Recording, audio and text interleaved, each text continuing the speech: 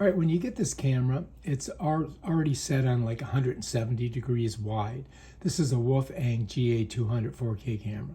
So the way you want to change that, if you want to shoot more, like conventional video, you can change the angle. They only give you 3 settings, but I'm going to show you how to do it.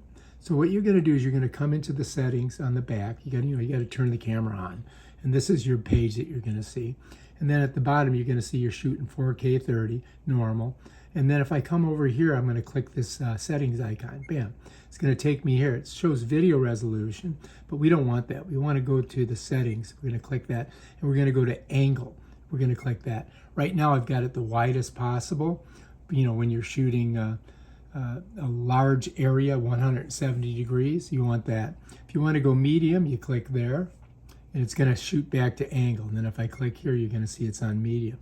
If I want to go narrow and shoot even smaller, I would go there, and it's going to come back to angle, and you can go here and you can see that's where you're at. But I'm going to go back to wide because that's what I'm going to shoot. And that's it. That's how you do it. That's how you change the angle of your video. All right, if you like this video, subscribe to my channel and check out my other awesome videos. Peace out. Oh, to get back to your page, you click there.